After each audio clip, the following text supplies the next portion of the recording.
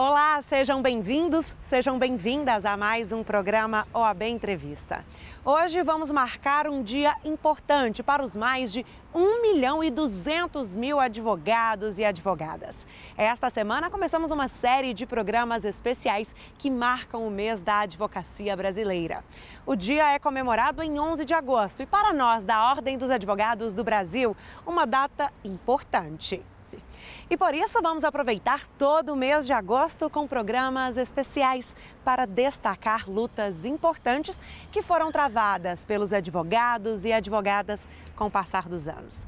Falar mais sobre a Ordem dos Advogados do Brasil. E neste programa o foco é a profissão em si. Qual a sua relevância? Qual o papel que o advogado desempenha para toda a sociedade brasileira? Vamos relembrar a história e até grandes nomes do direito. Estão preparados? Então vem comigo. Em todo o país, por ano, quase 500.000 pessoas escolhem na graduação o curso de Direito nas mais diversas universidades e faculdades do país. Mas o que é a profissão advogado?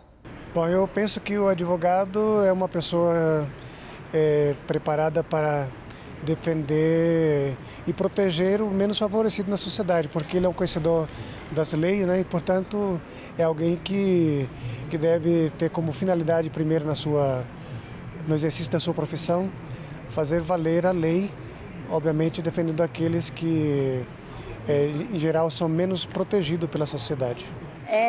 Para mim, a profissão de advogado é muito importante para o nosso país, muito embora é uma profissão que ela deve ser mais valorizada. Ele tem que sempre estar atento às mudanças da legislação, ele tem que estar sempre atento às mudanças do país, economia. Então é um profissional, na minha visão, que ele tem que ser completo para que ele seja eficiente, né? Basicamente é isso que eu penso do advogado. Ele é tão necessário quanto um médico, quanto um engenheiro, quanto um arquiteto no nosso país. E o primeiro ponto a se destacar sobre a profissão é justamente esse: a defesa dos direitos. A principal atividade de um advogado é representar e defender os interesses de seus clientes com base nas leis vigentes do país. O profissional pode representar pessoas físicas e jurídicas. Mas um advogado, uma advogada normalmente se especializa em uma determinada área. Afinal, desde a promulgação da Constituição Federal, foram produzidas mais de 5 milhões de normas no país. Para isso, temos aquele advogado que entende mais sobre direito de família, aquela advogada que sabe mais sobre direito tributário. Algumas áreas de atuação são velhas conhecidas. Quem nunca ouviu falar no direito empresarial, ambiental, eleitoral, penal? E precisamos reforçar, a profissão advogado também é uma constante atualização. Novas temáticas surgem a todo momento. Você já ouviu falar, por exemplo, sobre o direito à desconexão? A tecnologia trouxe muitos avanços para a sociedade.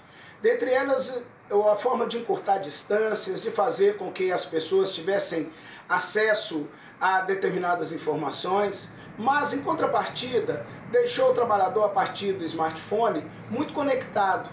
E vem se falando hoje sobre o direito à desconexão. O que seria basicamente o direito à desconexão?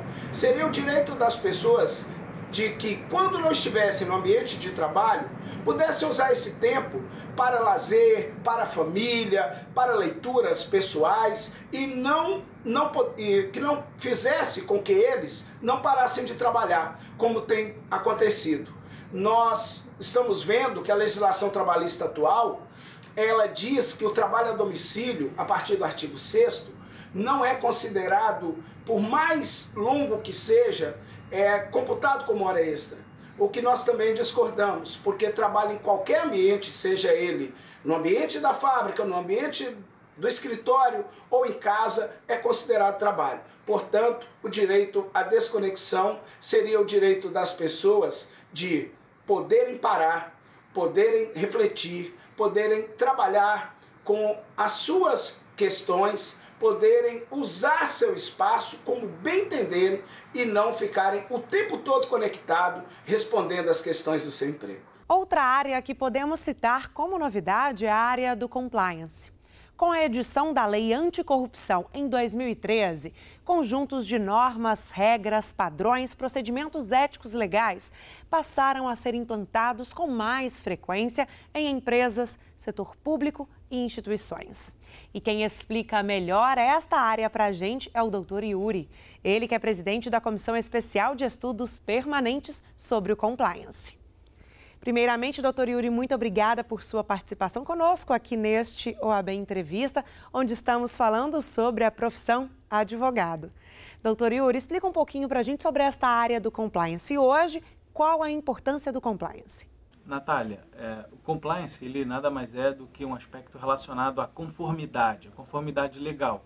Então, a importância do compliance é a empresa poder estruturar mecanismos e processos internos que garantam que ela se mantenha conforme a legislação. Pode parecer um mero cumprimento legal, mas na verdade não se trata apenas de cumprir a lei. Se trata de você conseguir estabelecer um mecanismo de controle interno similar ao que acontece na auditoria e outros tipos de controles já existentes nas empresas, que tem o foco também de prevenir violações legais. Será que podemos falar que é uma área que está em ascendência? Conta pra gente, doutor Yuri. Essa é uma área que tem apresentado um grande crescimento, porque não só por força da lei anticorrupção, mas também porque você tem empresas que prestam serviços e vendem produtos para grandes empresas, como Petrobras e multinacionais, e que por força dessa pressão mundial em combater a corrupção, as empresas estão melhor estruturando seus departamentos e obrigando que as partes com quem elas têm relação também tenham seus próprios departamentos de compliance. Então, de um dia para o outro, se pode dizer assim, surgiu uma grande demanda por profissionais habilitados e qualificados para exercer as funções de um compliance officer ou, eventualmente, para dar apoio à área de compliance. E como está hoje o mercado de trabalho da área, doutor Yuri? É um mercado em ascensão. Há, sim, uma grande procura por profissionais especializados em compliance, mas a mão de obra ainda não está efetivamente preparada para desempenhar essas funções. Por quê?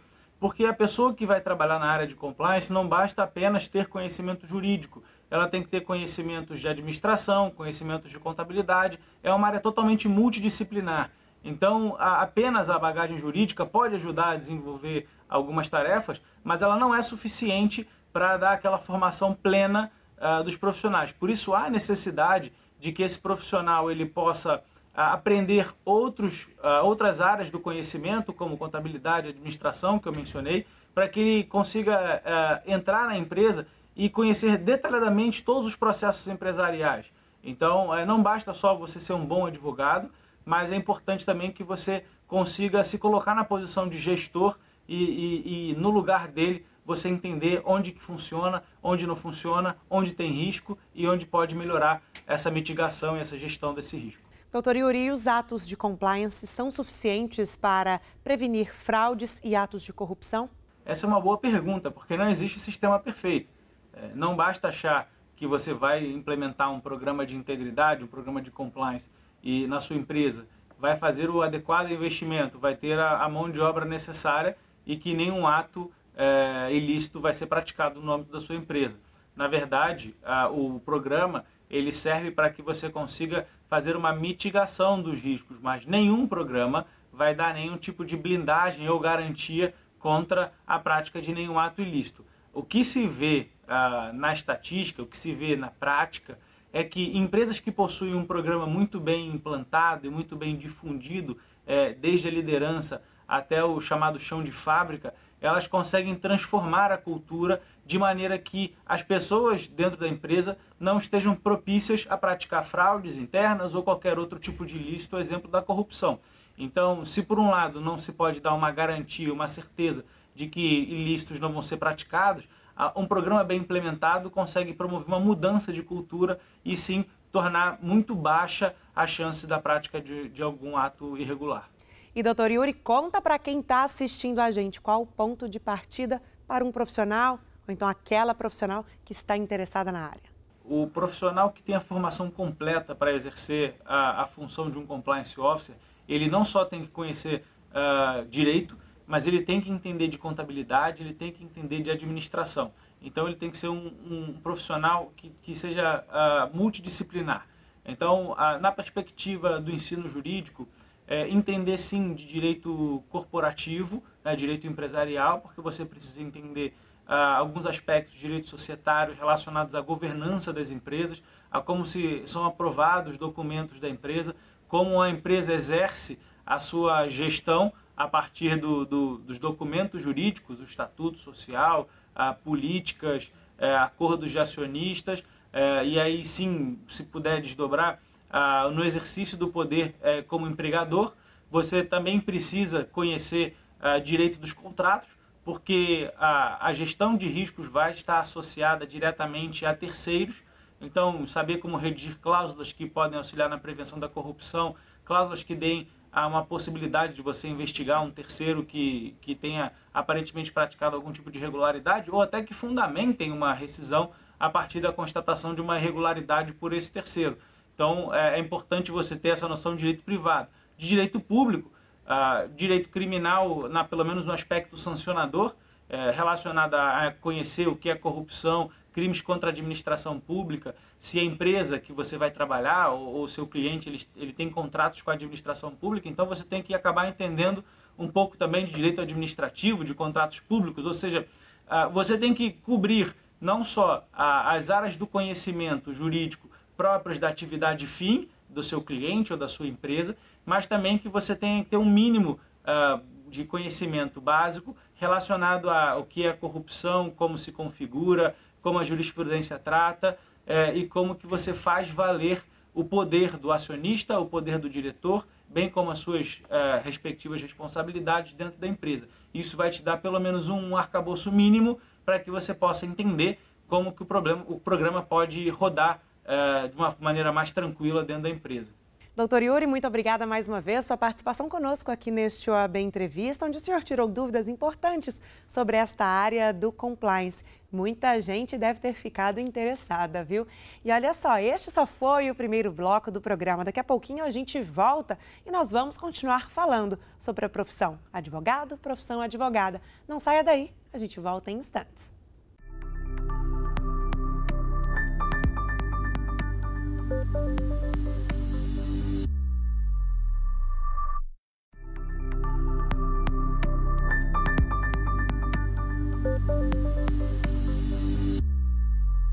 E neste bloco vamos fazer uma viagem no tempo, relembrar grandes nomes do direito e saber um pouquinho sobre como se deu o início da profissão. Em 1824, foi redigida a primeira Constituição brasileira. Mas de que serviriam as leis se não existia uma pessoa para executá-las? Pensando nisso, Dom Pedro I criou no dia 11 de agosto de 1827 os 2 primeiros cursos de direito do país, em Olinda e em São Paulo. A advocacia é uma das profissões mais antigas que existem. Estudiosos afirmam que os primeiros indícios da profissão são de antes de Cristo. E de lá para cá, vários nomes da história são tidos como advogados. Moisés, Péricles e Sócrates. E aqui no Brasil, o patrono desta profissão é Rui Barbosa. Ele foi o mais importante profissional do direito dos séculos XIX e XX e também um dos principais personagens da história do Brasil. Rui Barbosa foi certamente um dos principais personagens da história brasileira e um dos principais juristas que o Brasil já teve. As contribuições de Rui Barbosa são inúmeras. É até difícil conseguir falar de tudo que o Rui Barbosa fez. Teve mais de 50 anos de carreira pública. Ele foi jurista, ele foi diplomata, ele foi escritor. É um dos fundadores da Academia Brasileira de Letras. Ele era um apaixonado pela língua portuguesa, um exímio orador. Ele participou da Constituição da nossa República. Ele escreveu o texto base da Constituição Republicana, a primeira Constituição, de 1891.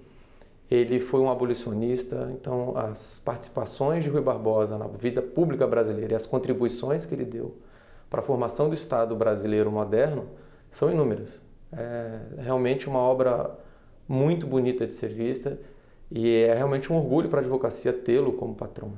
Dentro da faculdade de Direito, dentro do currículo, realmente é impossível tratar da história do Brasil, a história do direito brasileiro, sem estudar Rui Barbosa. não só pela importância histórica que ele teve, mas também porque seus ideais ainda são ideais vivos para toda a advocacia.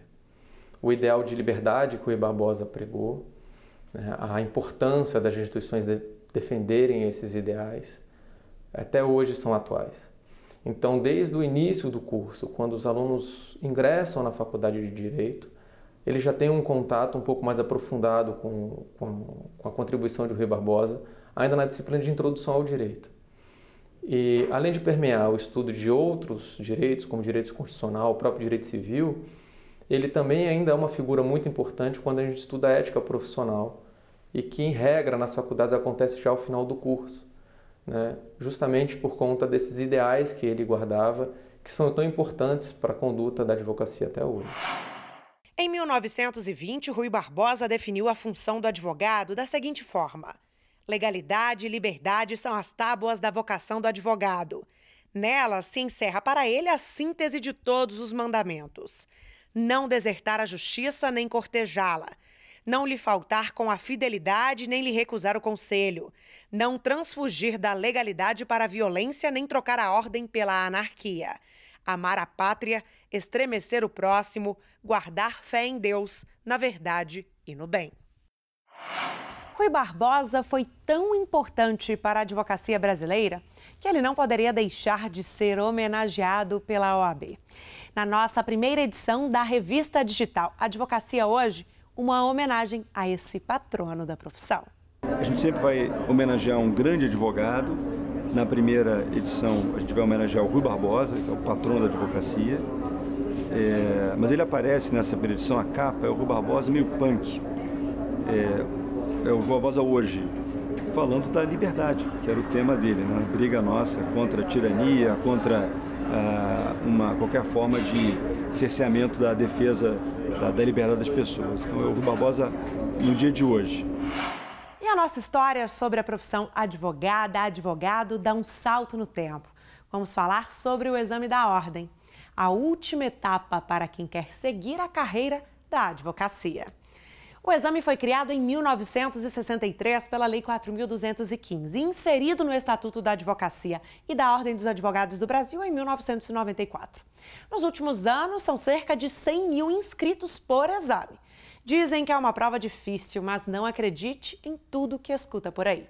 No 28º Exame da Ordem, o primeiro que aconteceu neste ano, a Universidade Federal de Alagoas contou com 70% de aprovação. A Universidade Estadual do Norte do Paraná, 75%. A Universidade Federal do Espírito Santo, 79%. E a Universidade de São Paulo teve mais de 80% de alunos aprovados no exame.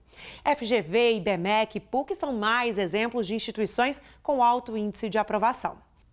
E para conversarmos mais sobre o exame da ordem, a história e um pouquinho desta prova, quem participa conosco é o Dr. Marco Aurélio Choi. Olá, doutor Choi. Primeiramente, muito obrigada por sua participação conosco aqui neste OAB Entrevista. Conta pra gente, doutor Choi, porque lá em 1963 já foi notada uma necessidade de uma prova para aqueles profissionais que tinham interesse em advogar. Desde a década de 60, a qualidade profissional dos advogados já é uma preocupação do Conselho Federal da Ordem dos Advogados do Brasil. Pela Lei 4215 de 63, o antigo Estatuto da Ordem já trouxe a necessidade do exame de ordem, ainda como elemento facultativo para admissão nos quadros da ordem, até porque, além do exame de ordem, o bacharel em Direito, ele precisava ou fazer o exame de ordem ou realizar um estágio profissional. Mas já havia naquele momento a sinalização da advocacia brasileira, da representação da advocacia brasileira, para que essa proficiência do bacharel em Direito fosse provada para o exercício de uma função, de um munus público tão importante que é o exercício da advocacia. Vale lembrar que o cidadão, quando se forma num curso de Direito, ele se forma bacharel em Direito, né? Ele não se forma advogado. Para exercer quaisquer das profissões jurídicas, ele precisa realizar um concurso público. E o exame de ordem acaba sendo esse instrumento de ingresso de profissionais de qualidade nos quadros da Ordem dos Advogados do Brasil para o exercício de uma função tão nobre como a da advocacia, que é a profissão que resgata a dignidade do cidadão. E para quem ainda não conhece o exame da ordem, a prova é baseada em quais aspectos do direito? Todo o curso aí é colocado no teste? Quero aqui registrar a crítica que a Ordem dos Advogados do Brasil faz à proliferação de cursos jurídicos no Brasil. A OAB participa nesse controle de qualidade dos cursos por meio das nossas comissões de ensino jurídico, né, inclusive no âmbito federal. Ocorre que os pareceres da Comissão de Ensino Jurídico do Conselho Federal, nesse momento, é tido como meramente informativo e não obrigatório, não vinculativo, né, para a qualidade dos cursos jurídicos. Por isso, o exame de ordem é um instrumento importante de avaliação da qualidade, né, daqueles que adentram aos quadros dessa nossa profissão tão importante. A ideia, e o exame de ordem vem se aperfeiçoando ao longo dos anos, de forma a também abranger várias disciplinas das diretrizes curriculares dos cursos de direito que até então não eram contempladas. Então, hoje o exame de ordem, nesse formato que ele é executado, ele abrange um percentual muito grande das disciplinas do curso de graduação em Direito, adequando, né, essa análise de proficiência do bacharel em Direito, numa aferição da sua qualidade, da qualidade do curso que foi realizado. Lembrando que a aprovação do exame de ordem não serve apenas para o examinado adentrar aos quadros da ordem, mas que também é um indicativo de qualidade dos cursos de direito no Brasil. Doutor Choi, antes do senhor entrar com a participação com a gente, eu falei para quem assiste, quem está assistindo este OAB Entrevista, um pouquinho sobre as porcentagens de aprovações em algumas universidades, faculdades. Dei alguns exemplos. Pelo que vimos, podemos falar que prova impossível é mito? Não existe prova impossível, né? A despeito dos percentuais baixos de aprovação no exame de ordem, no plano nacional, vale ressaltar que isso merece a reflexão também da qualidade dos cursos jurídicos do Brasil. Mas é uma prova onde o candidato, diferente de um concurso público ordinário, onde o candidato tem concorrentes, no exame de ordem ele não concorre contra ninguém, ele concorre contra si mesmo, pelos seus conhecimentos conquistados ao longo de sua formação jurídica, nos aí 5 anos em média de formação dos cursos jurídicos do Brasil, na formação, repito, de um profissional que vai exercer uma profissão de tamanha responsabilidade. Uma avaliação onde o examinado, pelo menos numa primeira fase, precisa acertar metade da prova, não é um exame impossível, né? O exame é um exame necessário, é um exame que tem um cuidado do Conselho Federal, da Comissão Nacional de Exame de Ordem, da Coordenação Nacional de Exame de Ordem, um cuidado muito forte com esse exame, com a qualidade dos profissionais que vão adentrar os quadros da ordem, mas que não é um exame impossível. Eu costumo dizer, quando falam em acabar com o exame de ordem, que o exame de ordem sempre acaba. Acaba para aquele que estudou, para aquele que passou na prova, que é o aprovado, e viram aí defensores desse exame, repito, tão importante para o exercício da profissão que resgata a dignidade do cidadão. Doutor Choi, muitas pessoas ainda questionam sobre a legalidade do exame da ordem. Mas, em 2011, o STF confirmou sua constitucionalidade. Qual foi a base desta decisão? Na verdade, a Constituição Federal, nossa Constituição da República de 1988, a nossa Carta Cidadã, inclusive com a redação de um presidente de sempre do Conselho Federal, Bernardo Cabral, traz no seu artigo 5º o livre exercício da sua atividade profissional.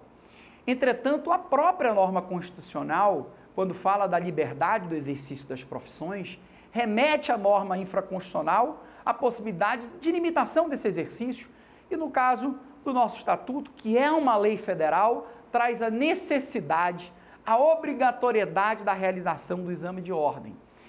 O Supremo Tribunal Federal já visitou essa situação e o Supremo Tribunal Federal declarou já constitucional o exame de ordem.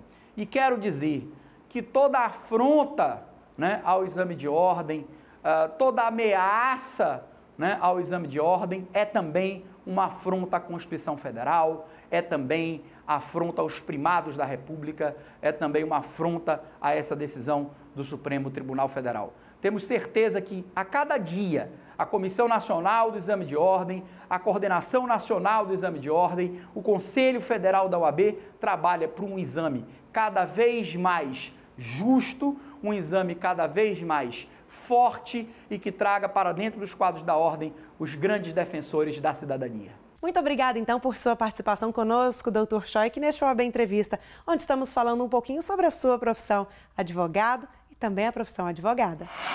E este OAB Entrevista fica por aqui. Obrigada por sua companhia. Vale lembrar que este é só o primeiro de muitos programas onde vamos marcar o mês da advocacia. Neste, falamos um pouquinho sobre a profissão advogado, profissão advogada. E também contamos mais sobre a história do direito, a história da advocacia. Se quiser conferir tudo o que preparamos para todo este mês de agosto, segue a gente nas redes sociais. E para sugerir um tema, já sabe, manda pelo WhatsApp. DDD 61, telefone 999 19 47 31. Fico esperando a sua mensagem. Tchau, tchau e até a próxima sexta-feira com mais um programa especial para você.